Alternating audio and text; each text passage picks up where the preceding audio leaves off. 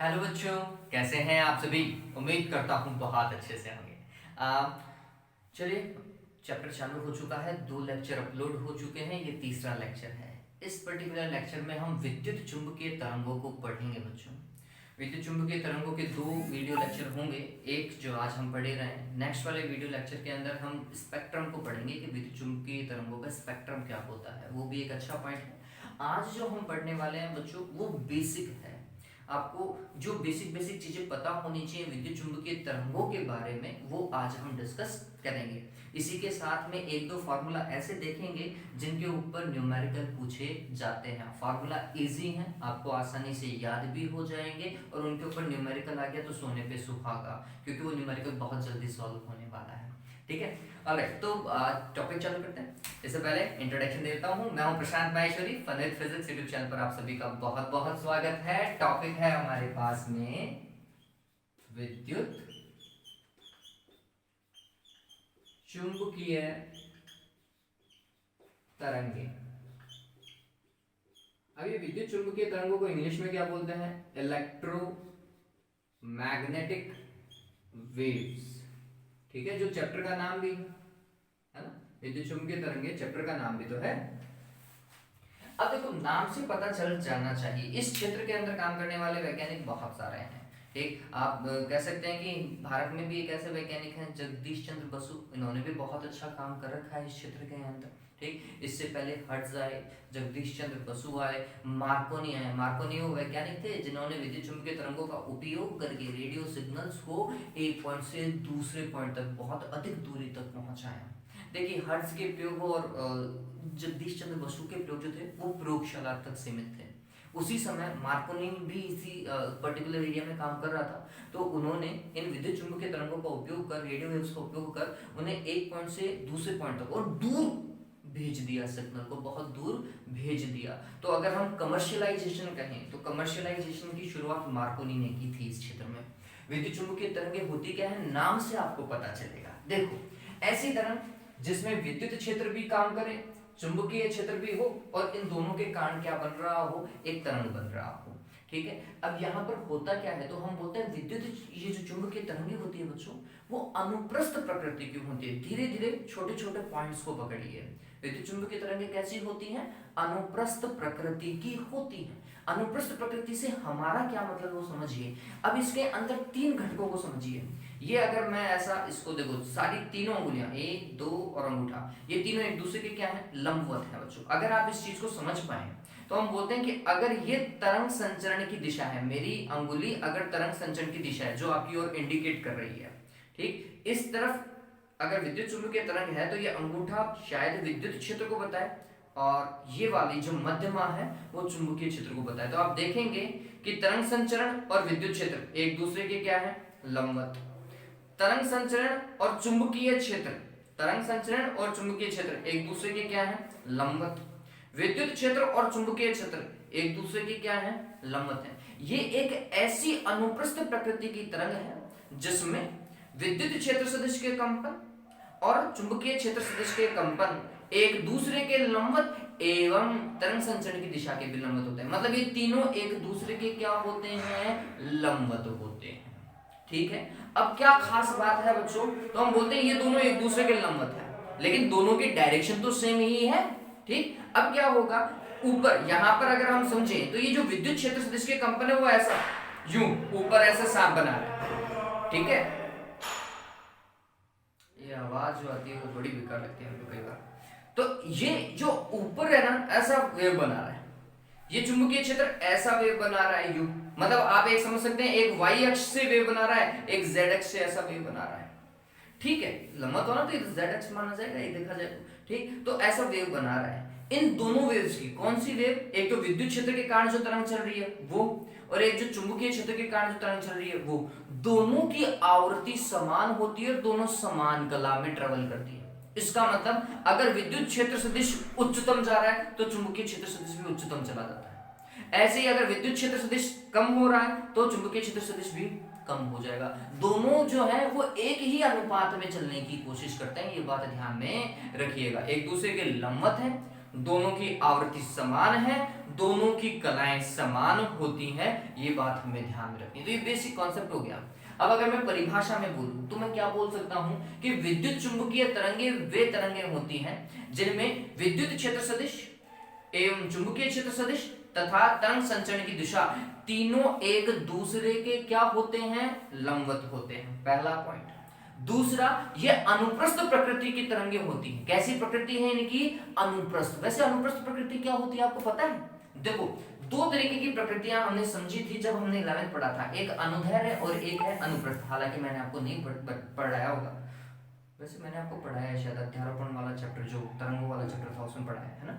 चलिए तो वापस समझाता हूं कि अनुप्रस्थ प्रकृति में क्या होता है कि तरंग संचरण की दिशा और माध्यम के कणों का कंपन एक दूसरे के क्या होते हैं, लंबवत होते हैं, वो होती है अनुप्रस्थ। अनुदैर्ध्य में तरंग संचरण की दिशा और माध्यम के कणों का कंपन एक ही दिशा में होते हैं, ठीक है, वो अनुदैर्ध्य होती है। तो ये अनुप्रस्थ है जिनमें आप देखोगे कि तरंग संचरण और कंपन एक दूसरे के क्या दिखेंगे, आपको लंबवत दिखेंगे। आपको डायग्राम भी साइड में लगातार दिख रहा होगा, जिसके अंदर अगर आप देखेंगे एक कंपन आपको ऐसा दिखाई दे रहा होगा ऊपर, और एक ऐसा चलता हुआ दिखाई दे रहा होगा, ठीक। तो जो ऊपर वाला है वो विद्युत क्षेत्र को प्रदर्शित कर रहा होगा, और जो ऐसा चल रहा है यू जेड वाला, ठीक, वो किसको प्रदर्शित कर रहा है, चुंबकीय क्षेत्र को। आप देखेंगे कि दोनों का तल एक दूसरे के क्या है, लंबवत है, ठीक, लेकिन दोनों समान कला में चल रही है। देखो, दोनों जब एक ऊपर जा रही है तो दूसरी भी ऊपर जाएगी, ठीक, और दोनों सेम पॉइंट पे इंटरेक्ट कर रही है, सेम पॉइंट पे भिड़ भी रही है। कहां पर, एक्स अक्ष पर आपको पता चलेगा, एक्स अक्ष पे वो मिलती हुई दिखाई देगी, हर बार एक ही जगह पर मिलती हुई दिखाई देती है, ठीक है। तो आपको ये पता चलेगा बच्चों,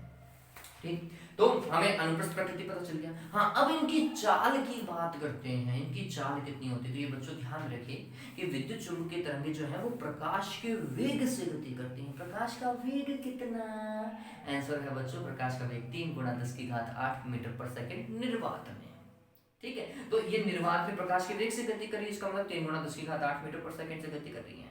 अब जिस हिसाब से प्रकाश का वेग माध्यम में कम होगा, इनका भी वेग माध्यम में क्या हो जाएगा, कम हो जाएगा, क्योंकि प्रकाश की चाल से चल रही थी। तो जो कॉन्सेप्ट आपने प्रकाश पे लगाया, प्रकाश भी विद्युत चुंबकीय तरंगी तो है, तो जो कॉन्सेप्ट आपने प्रकाश पे लगाए वो इन पर भी अप्लाई होंगे, क्योंकि प्रकाश भी विद्युत चुंबकीय तरंग है और हम तो वैसे भी विद्युत चुंबकीय तरंगों को ही पढ़ रहे हैं, ठीक है। तो मैं 2-3 चीजें जो मैंने आपको बताई हैं उन्हें लिख देता हूं, ठीक। चलिए, सबसे पहला पॉइंट, इनकी परिभाषा को डिस्कस करते हैं। हाँ, एक 11th में आपने इनकी परिभाषा पढ़ी होगी विद्युत चुंबकीय तरंगों की, क्या कि इन्हें गमन के लिए किसी माध्यम की आवश्यकता नहीं होती। माध्यम है तो भी जाएगी, माध्यम नहीं है तो भी जाएंगी, ठीक है। तो माध्यम से कोई फर्क पड़ता नहीं है, ये गमन तो करेंगी, ये स्थानांतरित तो होंगी, एक स्थान से दूसरे स्थान तक तो जाएंगी ही जाएंगी। वे तरंगे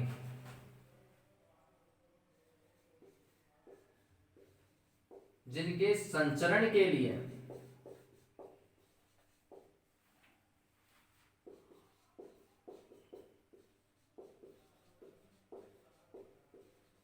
माध्यम की आवश्यकता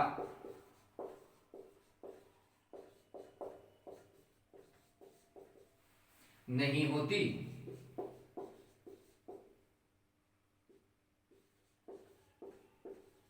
विद्युत चुंबकीय तरंगे कहलाती है,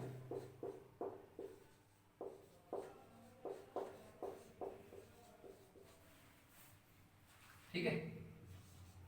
माध्यम हो तो भी ठीक है, माध्यम ना हो तो भी ठीक है। फिर तरंगों की परिभाषा में एक और हम बात कर लेते हैं, क्या, जो मैंने आपको बताया था विद्युत और चुंबकीय क्षेत्र के बारे में। वे तरंगे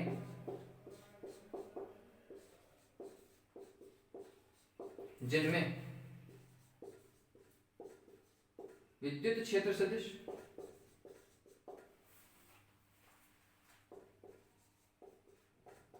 चुंबकीय क्षेत्र सदिश तथा तरंग संचरण की दिशा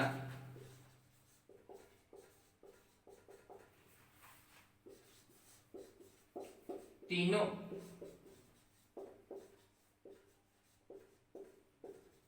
एक दूसरे के लंबवत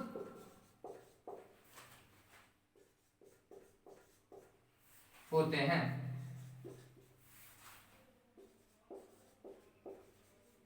विद्युत चुंबकीय तरंगे कहलाती हैं। ठीक है, वो कुछ डायग्राम ऐसा था, आपने पहले ही देख लिया होगा।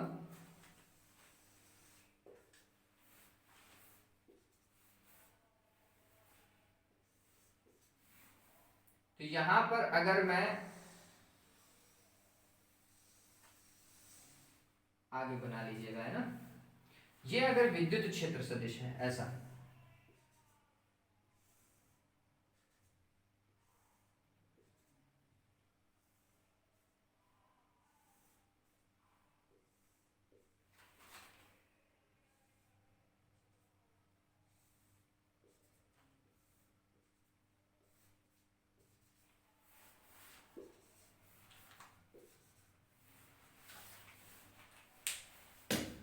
तो चुंबकीय क्षेत्र सदिश कैसा, ऐसा होगा यू, ऐसा, है ना। अब उसको कैसे यहां पर कैसे शो करना है वो समझिए, कुछ इस तरीके से।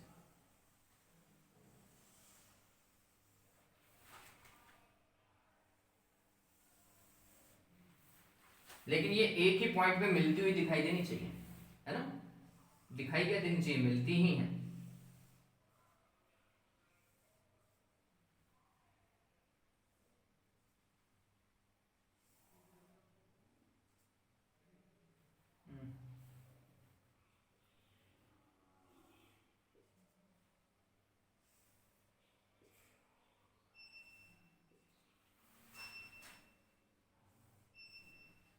लाइट चली गई इसलिए ये साउंड आ रहा है। तो अगर आप देखेंगे तो ये चुंबकीय क्षेत्र को बता रहा है बी, और ये किसको बता रहा है, विद्युत क्षेत्र को बता रहा है, ये बात ध्यान में रखिएगा। ठीक, ये डायग्राम आपको वैसे पहले आपको पता चल गया होगा कैसे बताना है आपको, है ना, एक पहले से ही आ रहा होगा, एक फोटो आपको दिखाई दी होगी पहले। अब यहां पर अगर हम इस चीज को समझें तो हमें ये तो पता चल गया कि इसकी प्रकृति कैसी है, अनुप्रस्थ है। तो मैं तीसरा पॉइंट लिख देता हूं, इनकी प्रकृति क्या होती है, अनुप्रस्थ होती है। ठीक, अब अगर यहां से मैं इनके लिए इक्वेशन लिखूं, वेव इक्वेशन लिखूं, तरंग लिखूं, तरंग समीकरण लिखूं, तो तरंग समीकरण क्या लिखा जाएगा, देखिए विद्युत क्षेत्र के लिए लिखा जाएगा E बराबर E का अधिकतम मान या तो E0 लिख दो या फिर EM लिख दो, आपका आपके ऊपर डिपेंड करता है, sine kx minus omega T या ओमेगा टी माइनस kx। इस तरीके से आपने कभी 11th में तरंग समीकरण लिखा होगा, लिखा था नहीं लिखा था, लिखा था। k क्या है बच्चों, तरंग संचरण नियतांक है। ओमेगा क्या है, कोणीय वेग या कोणीय आवृत्ति है। आपको ये चीज तो पता होनी चाहिए। चलिए फिर अगर चुंबकीय क्षेत्र की बात करें तो B इक्वल टू क्या होगा, तो ये होगा चुंबकीय क्षेत्र का अधिकतम मान जो कि Bm है, साइन ऐसा का ऐसा, जैसी ये वेव मूव कर रही है वैसी की वैसी चुंबकीय क्षेत्र वाली वेव भी मूव कर रही है बच्चों, ये बात ध्यान में रखो। मैग्नेटिक फील्ड और इलेक्ट्रिक फील्ड एक जैसे ही बिहेव कर रहे हैं, बस दोनों एक दूसरे के लंबवत हैं। तो जो इसकी आवृत्ति होगी वही चुंबकीय क्षेत्र वाले की भी तो आवृत्ति होनी चाहिए, उसी हिसाब से वो भी मूव करना चाहिए। तो ये बात ध्यान रखें, दोनों का तरंग फलन एक जैसा होना चाहिए, परिमाण अलग अलग हो सकता है। ठीक है, अधिकतम मान दोनों का क्या हो सकता है, अधिकतम हो सकता है। ठीक, यहां के क्या है, तरंग संचरण नियतांक है। ठीक है, ओमेगा क्या है, आंसर है आवृत्ति, और कौन सी आवृत्ति, कोणीय आवृत्ति। थोड़ी देर में अपन इनके फॉर्मूलास को भी यूज करेंगे जब हम तरंग के वेग की बात करेंगे। ठीक है, चलिए तो ये पता चल गया। फिर तीसरा हो चुका है, अनुप्रस्थ प्रकृति को हमने क्या किया है, दर्शाया है। अब मैंने आपको बताया था दोनों की आवृत्ति क्या होनी चाहिए, समान होनी चाहिए, दोनों की कला कैसी होनी चाहिए, समान होनी चाहिए। तो इन तरंगों में मैं आपको गुण बता रहा हूं, इन तरंगों में विद्युत क्षेत्र तथा चुंबकीय क्षेत्र दोनों एक समान कला में होते हैं। इसका मतलब क्या है? अगर कोई पूछे कि विद्युत चुंबकीय तरंगों में विद्युत क्षेत्र और चुंबकीय क्षेत्र के मध्य कालांतर कितना होता है, तो आपका आंसर कितना होना चाहिए? 0। कलांतर कितना? 0। अरे जब कलाएं समान है तो कलांतर होगा ही नहीं, कलांतर नहीं होगा तो इसका मतलब कलांतर कितना लिखोगे? 0 लिखोगे। ठीक, तथा इनकी आवृत्ति क्या होती है?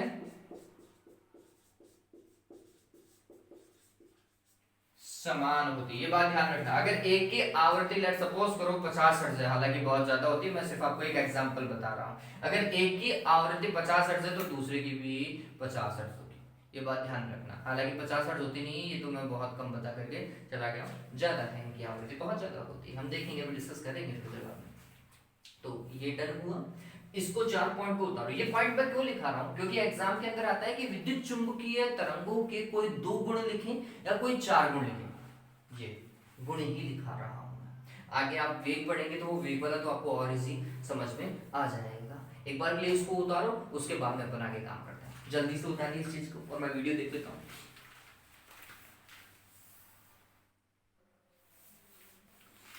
चलिए, अब इसके बाद में अपन वेग के बारे में डिस्कशन करते हैं कि इनको वेग मतलब इनका वेग कैसे देखा जाएगा। देखिए, वेग का एक फॉर्मेट आपने कभी 11th में पढ़ा है बच्चों? पढ़ रखा है? नहीं पढ़ रखा? आवृत्ति, तरंग का वेग और तरंग दैर्घ्य में एक संबंध पढ़ा था आपने 11th में कभी?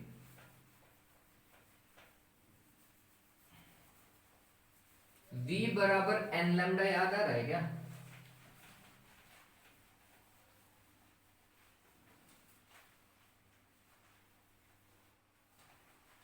या फिर तरंग दैर्घ्य बराबर c अपॉन f करते हो?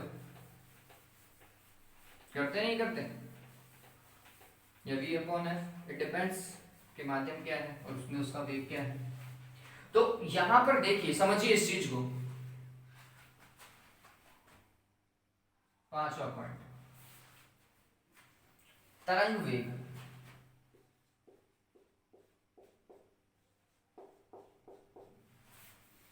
इस तरंग वेग को समझने के लिए हम 2 चीजों को वापस से डिस्कस करते हैं। एक है तरंग संचरण नियतांक, जिसका फॉर्मूला होता है 2 पाई डिवाइडेड बाय लैम्डा, है ना? तरंग संचरण नियतांक का फॉर्मूला यही तो होता है, या तरंग नियतांक भी बोलते हैं इसे।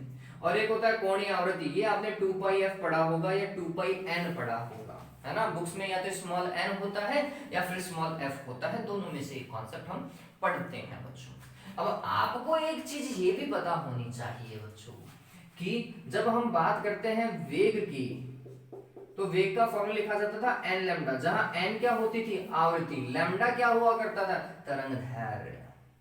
ठीक है, लैम्डा तरंग दैर्घ्य, ये आवृत्ति। तो मैं इसको लिखता हूं f लैम्डा। ठीक, तो v is equals to n lambda वाला फॉर्मेट हम f लैम्डा से भी लिख सकते हैं, क्योंकि n भी आवृत्ति था, f भी आवृत्ति है नहीं है? चलिए, अब मैं यहां से k और ओमेगा से कैसे वेग निकालने की कोशिश करूं बच्चों कि मेरे को f लैम्डा का फॉर्मेट मिल जाए। ओमेगा में किसका भाग लगा दिया जाए? k का। देखिए, तो यहां पर अगर तरंग वेग देखा गया तो वो क्या लिखा जाता बच्चों? आंसर है ओमेगा में किसका भाग दिया जाता? k का। ओमेगा क्या था? 2 पाई f था। ये क्या था? 2 पाई डिवाइडेड बाय लैम्डा। लैम्डा कहां जाएगा? ऊपर। 2 पाई से 2 पाई कैंसिल, f लैम्डा आएगा? नहीं आएगा? आएगा। तो इस चीज को थोड़ा सा ध्यान में रखिएगा कि तरंग वेग का फॉर्मेट क्या बनता है।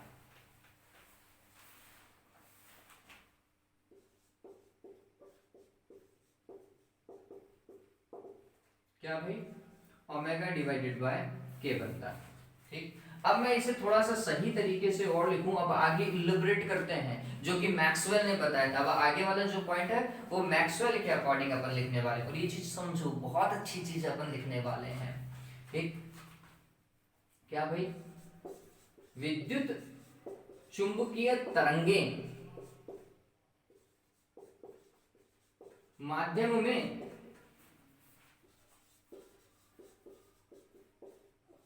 प्रकाश के वेग से संचरित होती हैं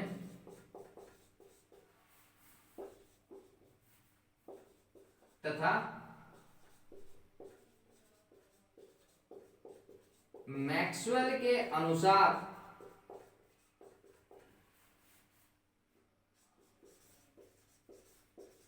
निर्वात में विद्युत चुंबकीय तरंगों का वेग निम्न सूत्र से दिया जाता है।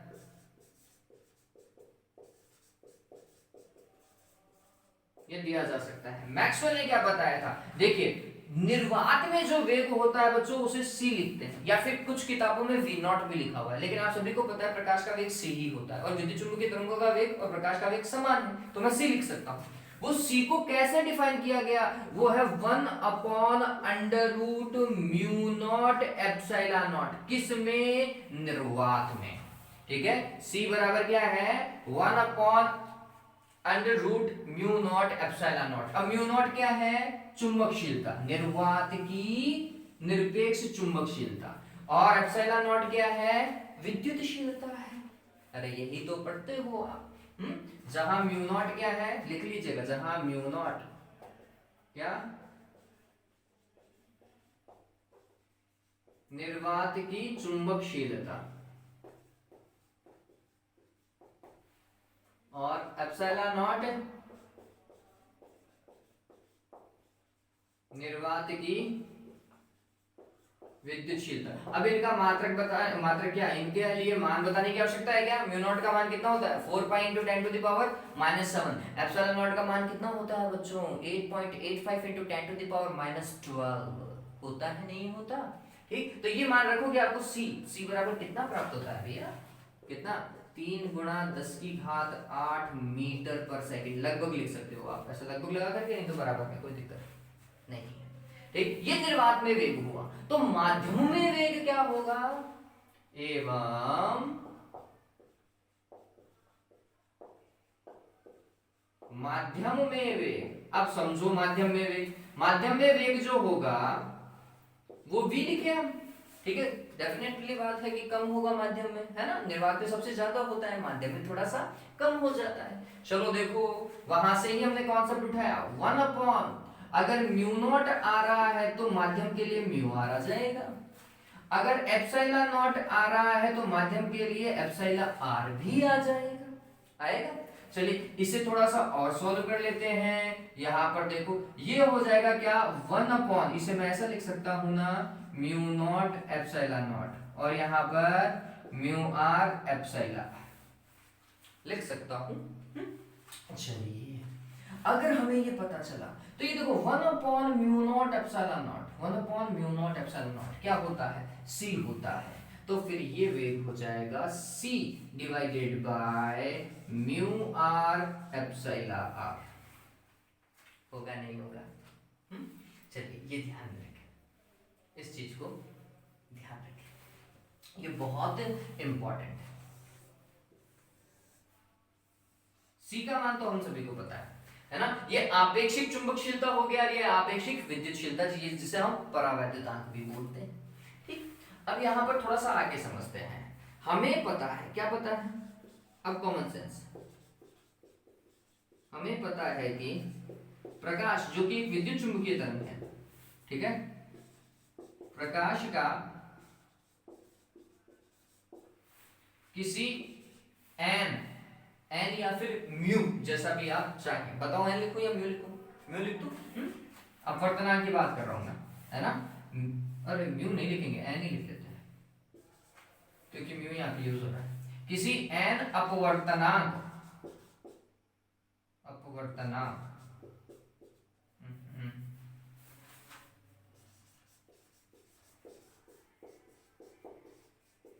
हमें पता है कि प्रकाश का किसी n अपवर्तनांक के माध्यम में वेग, ये भी माध्यम था, और हमें माध्यम में वेग का फॉर्मूला भी पता है, क्या, c डिवाइडेड बाय अपवर्तनांक। ऐसा ही करते हैं, ये दोनों फिर एक दूसरे के क्या होने चाहिए, समान होने चाहिए। इसे समीकरण नंबर 1 लिख देता हूं, इसे समीकरण नंबर 2 लिख देता हूं। तुमने लिखा समीकरण 1 व 2 से क्या होगा, C बटे एप्सिलॉन आर म्यू आर बराबर होगा C बटा n के। C से C तो कैंसिल, माध्यम का अपवर्तनांक क्या आया बच्चों, म्यू आर एप्सिलॉन आर। ये ध्यान में रखना, ये क्या है, माध्यम का अपवर्तनांक। क्या है ये, माध्यम का अपवर्तनांक। ठीक, ये ध्यान में रखना, म्यू आर एप्सिलॉन आर। और जब हम एक अच्छे परावैद्युत पदार्थ की बात करते हैं या अच्छे परावैद्युत माध्यम की बात करते हैं, तो एक अच्छे परावैद्युत माध्यम के लिए म्यू आर का मान 1 होता है। तो उस केस में n का मान क्या हो जाएगा, सिर्फ और सिर्फ एप्सिलॉन आर ही हो जाएगा। ये ध्यान रखना, अंडर रूट एप्सिलॉन आर हो जाएगा। कब, जब हम एक अच्छे परावैद्युत पदार्थ की बात करते हैं। तो हम कह सकते हैं कि सामान्यतः परावैद्युत पदार्थों हेतु म्यू आर बराबर क्या, 1 होता है। ठीक, तो एक बार इसे उतारो, फिर मैं आगे लिख देता हूं। उतारो जल्दी से, मेक इट फास्ट।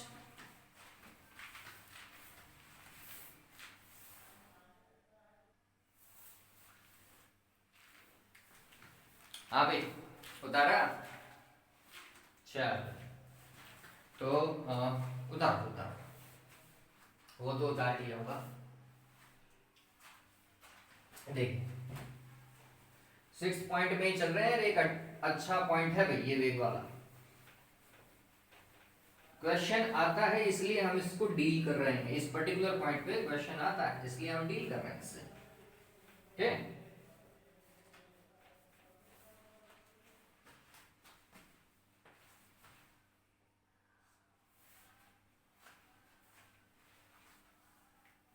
हाँ, तो यहां पर एक पॉइंट और डाल दो कि अधिकांशतः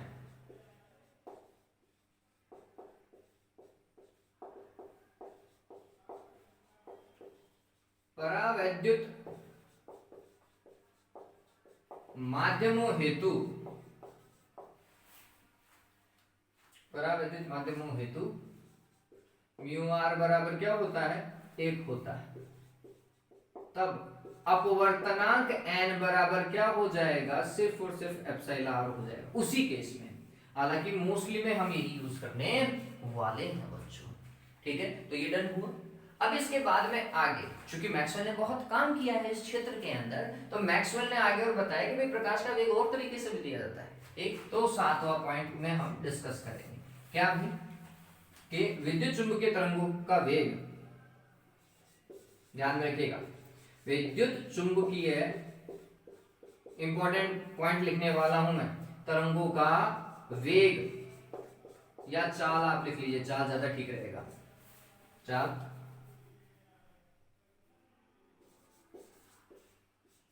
विद्युत क्षेत्र सदिश के परिमाण तथा उसके संगत चुंबकीय क्षेत्र सदिश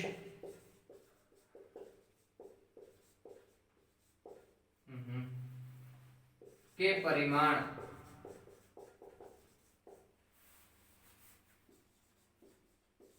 के अनुपात के तुल्य होता है, अनुपात के तुल्य होता है। इसका मतलब विद्युत चुंबकीय तरंगों का वेग तो मैं c लिखने वाला हूं, ठीक है, और वो किसके बराबर है, आंसर है विद्युत क्षेत्र सदिश का परिमाण कितना, em, और चुंबकीय क्षेत्र सदिश का परिमाण कितना, bm। कुछ किताबों में इसे E0 और B0 भी लिख रखा है, कोई दिक्कत वाली बात नहीं है बच्चों। इन दोनों का जो अनुपात होता है वही क्या है, प्रकाश का वेग c है। ये बात ध्यान में रखिएगा, ये बहुत इंपॉर्टेंट है, ठीक है, और यह प्रकाश के वेग के तुल्य होता है।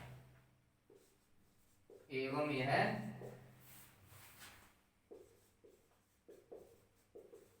प्रकाश के वेग के क्या होता है, तुल्य होता है। भैया इस चीज को हमेशा दिमाग में रखना, ये फॉर्मूला पर बहुत बार यूज करने वाले हैं, ये फॉर्मूला बहुत बार यूज करेंगे।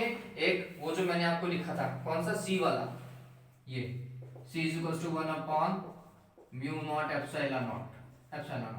ठीक है, ये वाला फार्मूला ये बहुत बार यूज होने वाला है। ठीक है, न्यूमेरिकल में भी और इवन एक आध डेरिवेशन करेंगे वहां पर भी। ठीक है, तो ये चीज हमेशा ध्यान में रखना बच्चों, ये बहुत इंपॉर्टेंट है इस पॉइंट में। चलिए, तो इस चीज को उतारो आप।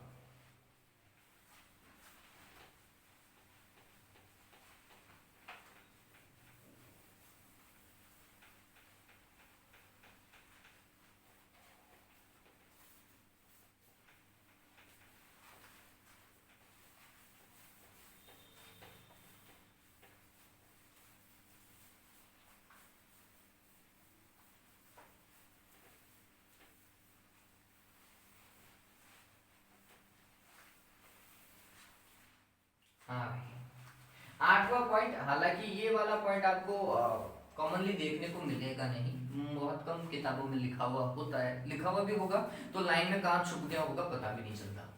ये पॉइंट क्या है, यहाँ पर हम माध्यम की प्रतिबाधा की बात करते हैं कि भाई विद्युत चुम्बकीय तरंग जब जा रही है किसी माध्यम से, तो उस माध्यम की प्रतिबाधा कैसे ज्ञात करोगे। हर एक पॉइंट पे वो माध्यम के कणों से तो डील करने वाली ही है, ठीक, तो उसकी प्रतिबाधा कैसे ज्ञात करोगे। एक ये बात और ध्यान में रखो कि विद्युत चुम्बकीय तरंगें उत्पन्न कैसे होती है। चलो अच्छी बात है, पहले ये और लिखाना था, मैं भूल गया। विद्युत चुम्बकीय तरंगों का उद्भव कैसे हुआ भैया, ये बनी कैसे, है ना, ये मेरे को वैसे सबसे पहले बताना चाहिए था। देखिए, आप सभी को पता होगा बच्चों कि एक स्थिर आवेश विद्युत क्षेत्र को बनाता है, एक गतिमान नियत वेग से गतिमान आवेश चुंबकीय क्षेत्र और विद्युत क्षेत्र को बनाता है, और एक त्वरित आवेश जिसका वेग लगातार क्या हो रहा हो, चेंज हो रहा हो, वह विद्युत क्षेत्र भी बनाता है, चुंबकीय क्षेत्र भी बनाता है। इसी के साथ में विद्युत चुंबकीय तरंगों का उत्सर्जन करता है। ठीक है, चलो इसका एक एग्जांपल सिंपल सा था, आपको परमाणु याद है। परमाणु में जब इलेक्ट्रॉन उच्च ऊर्जा स्तर से निम्न ऊर्जा स्तर में जा रहा था, वो एक विकिरण को क्या कर रहा था, उत्सर्जित कर रहा था। नहीं कर रहा था, ठीक। वो कब, जब इलेक्ट्रॉन ने जंप किया, त्वरित किया, इलेक्ट्रॉन क्या हुआ, त्वरित हुआ उच्च ऊर्जा स्तर से निम्न ऊर्जा स्तर में। उस केस में क्या निकली, इलेक्ट्रोमैग्नेटिक वेव निकली। वहां पर हमने वेवलेंथ कैलकुलेट की है नहीं की, अरे वो बामर, दृश्य, अवरक्त किरणें, पराबैंगनी किरणें, अरे आप पढ़ते हो ना, वहां पर आपने पढ़ा था नहीं पढ़ा था क्या, कि सबसे नीचे वाला क्या, लाइमन से संबंधित कौन सी, पराबैंगनी किरणें, फिर उससे ऊपर बामर से संबंधित दृश्य किरणें, फिर उससे ऊपर कौन सी, तो हम बोलते हैं ये पाषाण फुंड, ये सारी आ जाती हैं, ठीक। तो वो जो ब्रैकेट पाषाण फुंड थी वो अवरक्त क्षेत्र से रिलेटेड थी। ये पराबैंगनी किरणें, दृश्य किरणें, अवरक्त किरणें हैं क्या, विद्युत चुम्बकीय तरंगें ही तो थी। ये कब प्राप्त हुई आपको, जब इलेक्ट्रॉन उच्च ऊर्जा स्तर से निम्न ऊर्जा स्तर में जा रहा था तब प्राप्त हुई थी, ठीक। इलेक्ट्रॉन जंप किया तभी तो निकली, इलेक्ट्रॉन जब घूम रहा था उस कक्षक में तब नहीं निकल रही थी भैया, ठीक है। जब इलेक्ट्रॉन ने जंप किया तभी निकली। तो इसका मतलब ये है कि जब कोई भी आवेश त्वरित होता है ना, ये परिवर्ती वेग से गतिशील होता है, तभी वो क्या कर सकता है, विद्युत चुम्बकीय तरंगों का निर्माण कर सकता है। आप ये भी कह सकते हैं कि एक दोलन करता हुआ आवेश क्या कर सकता है, विद्युत क्षेत्र सदिश और चुंबकीय क्षेत्र सदिश दोनों का निर्माण करते हुए विद्युत चुम्बकीय तरंगों का निर्माण कर सकता है। देखिए क्या है, समझना इस चीज को थोड़ा सा समझिए, एक लॉजिक है बहुत अच्छा, कि लेट्स सपोज करो कोई आवेश जो है वो क्या कर रहा है, तेजी से मूव कर रहा है। अगर वो नियत वेग से मूव कर रहा होता, समझना, अगर वो नियत वेग से मूव कर रहा होता तो हम बोलते उससे विद्युत क्षेत्र भी बनता और चुंबकीय क्षेत्र भी बनता, ठीक। लेकिन एक बार के लिए ही बनता, उसके बाद में उसके वेग में कमी आई तो फिर उनका परिमाण भी कम होने वाला था, ठीक है। लेकिन अगर आवेश त्वरित है तो क्या होगा वो समझना, बहुत अच्छा लॉजिक है ये, कि जब आवेश त्वरित हुआ तो उससे परिवर्ती विद्युत क्षेत्र बना, उस परिवर्ती विद्युत क्षेत्र से कौन बना, परिवर्ती चुंबकीय क्षेत्र बना, उस परिवर्ती चुंबकीय क्षेत्र से वापस कौन बना, परिवर्ती विद्युत क्षेत्र, उस परिवर्ती विद्युत क्षेत्र से वापस कौन बना, परिवर्ती चुंबकीय क्षेत्र। अरे ये हो रहा है नहीं हो रहा, मैक्सवेल ने यही तो समझाया था लास्ट वाली दो इक्वेशन से, कि एक परिवर्ती विद्युत क्षेत्र किसका निर्माण करता है, चुंबकीय क्षेत्र का, और एक परिवर्ती चुंबकीय क्षेत्र किसका निर्माण करता है, विद्युत क्षेत्र का। तो ये दोनों एक साथ एक दूसरे को बनाते जा रहे हैं और ये किरणें लगातार आगे की ओर गति करती जा रही है,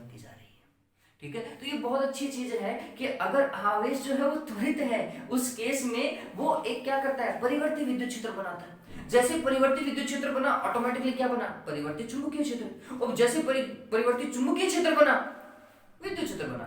फिर विद्युत क्षेत्र चुंबकीय क्षेत्र, ये एक दूसरे को क्या करते रहते हैं, बनाते रहते हैं, स्वतः ही पोषित करते रहते हैं। अगर आप अच्छी किताब लिखेंगे पढ़ेंगे ना, उसमें आपको एक लाइन मिलेगी क्या, कि ये जो परिवर्ती विद्युत क्षेत्र है वह चुंबकीय क्षेत्र का निर्माण करता है, परिवर्ती चुंबकीय क्षेत्र का निर्माण करता है, और परिवर्ती चुंबकीय क्षेत्र पुनः परिवर्ती विद्युत क्षेत्र का निर्माण करता है। और यह क्रिया लगातार चलने से यह किरणें स्वतः ही को क्या करती हैं, स्वपोषित होती रहती हैं, आगे की ओर बनती रहती हैं, चलती रहती हैं। ठीक है, तो यहां पर उत्पन्न किसके कारण हुई, आंसर है त्वरित आवेश के कारण या फिर दोलनीय आवेश के कारण। ठीक है, तो हमने क्या लिखना है, विद्युत चुंबकीय तरंगें त्वरित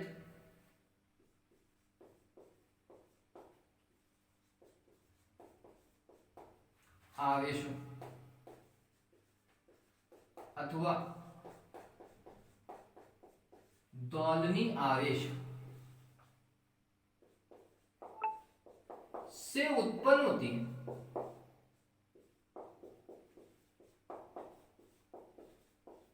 ठीक है, ये ध्यान रखना, मतलब इनका उत्पादन कैसे होता है, त्वरित आवेशों से या फिर दोलनीय आवेशों से होता है। मेन कॉन्सेप्ट तो यही है, फिर हम बहुत सारी युक्तियां पढ़ेंगे जो ये काम करती हैं। ठीक है, हाँ भाई, मैं बात कर रहा था किसकी, प्रतिबाधा की, माध्यम की प्रतिबाधा की। भैया देखिए, विद्युत चुंबकीय तरंगों के संचरण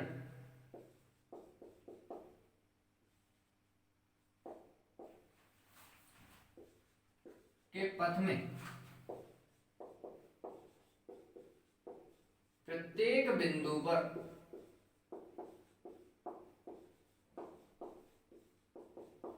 प्रतिबाधा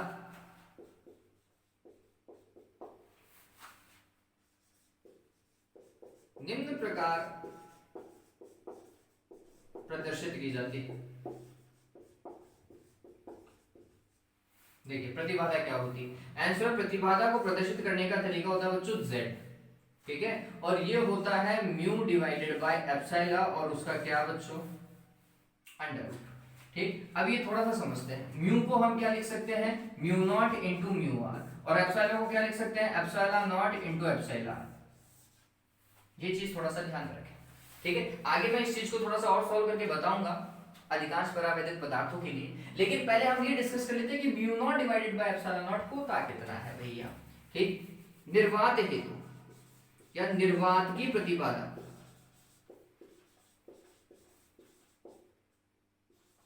क्योंकि ये दोनों पद तो निर्वात के ही थे, निर्वात की प्रतिबाधा को मैं शायद Z नॉट लिख दूं। ठीक है, Z नॉट क्या होगा, आंसर है mu naught divided by epsilon naught. Mu naught का मान कितना, 4 pi into 10 to the power -7, epsilon naught का मान कितना, 8.85 इंटू 10 टू द पावर -12। बकायदा अगर आप रखोगे तो आपको पता चलेगा कि इस Z नॉट का मान जो है वो आता है 377, धारा 377 लगना। ठीक है, उससे याद हो जाएगा ये। ठीक, चलो, तो ये हो गया क्या, निर्वात की प्रतिबाधा है। प्रतिबाधा का मात्रक तो ओम ही होता है, आप सभी को पता है, 10वां चैप्टर पढ़ा है अपन ने। ठीक, तो ये Z नॉट किसके लिए है, निर्वात की प्रतिबाधा के लिए, ध्यान में रखिएगा इस चीज को। ठीक, अब अगर मैं इस चीज को यहां पर अप्लाई करूं, अतः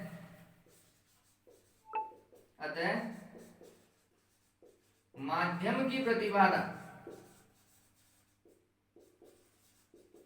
क्या हो जाएगी, आंसर है Z is equals to mu naught upon epsilon naught, और उसका अंडर रूट अगर सॉल्व कर दूं तो 377 लिख देता हूं।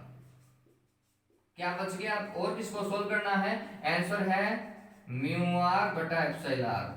और आप सभी को पता है अधिकांश परावैद्युत पदार्थों के लिए म्यू आर का मान कितना होता है, 1 होता है। तो हमने लिखा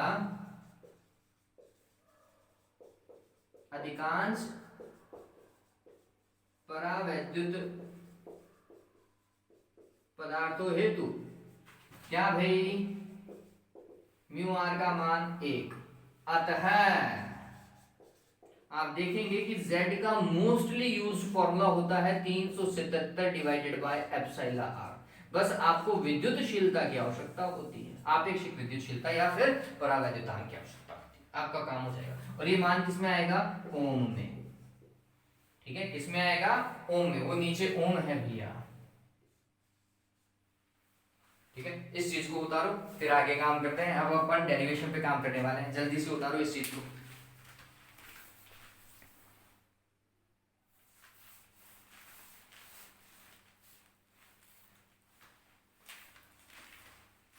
बच्चों वीडियो लेंथ 40 मिनट्स के अप्रोक्स में जाने वाली है, तो मैं सोच रहा हूँ कि इसको यहीं कंप्लीट करते हैं। डेरिवेशन के लिए एक और वीडियो भी बना दूंगा मैं, है ना? तो ये ठीक है इतना। एक और पॉइंट लिख लेते हैं अपन इसके अंदर, एक चीज को और डिस्कस कर लेते हैं, छोटी सी। देखिए, चूंकि ये तरंग है और आप सभी को पता है कि तरंगे जो है वो अध्यारोपण के सिद्धांत को फॉलो करनी चाहिए। ठीक, तो इसका मतलब ये व्यतिकरण को भी दर्शाएंगी, विवर्तन को भी दर्शाएंगी, इवन ध्रुवण को भी दर्शाएंगी। क्यों दर्शाएंगी भाई ध्रुवण को? क्योंकि अनुप्रस्थ प्रकृति की तरंग, ये बात ध्यान रखना, ध्रुवण जो है वो सिर्फ वही तरंगे प्रदर्शित कर सकती हैं जिनकी प्रकृति कैसी होती है? अनुप्रस्थ होती है। ये बात ध्यान में रखिएगा। यही कारण है कि प्रकाश तो ध्रुवित हो सकता है, लेकिन ध्वनि का ध्रुवीकरण नहीं होता, क्योंकि ध्वनि अनुदैर्घ्य होती है। ठीक है, चलिए तो मैं ये लिख देता हूं अंतिम, ये गुणों में ही आएगा भाई। क्या भाई? कि विद्युत चुंबकीय तरंगे परावर्तन, अपवर्तन, व्यतिकरण, विवर्तन, ध्रुवण आदि सभी घटनाएं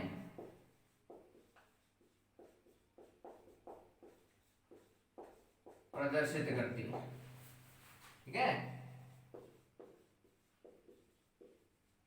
चलिए आज के लिए इस वीडियो को यही कंप्लीट करते हैं। अब दो डेरिवेशन है, 2 से 3 छोटे छोटे से डेरिवेशन है, वो अपन नेक्स्ट वीडियो के अंदर डील कर लेंगे। उसके बाद में फिर स्पेक्ट्रम के ऊपर चलेंगे। चलिए आज के लिए इतना ही बच्चों। Have a good day, take care.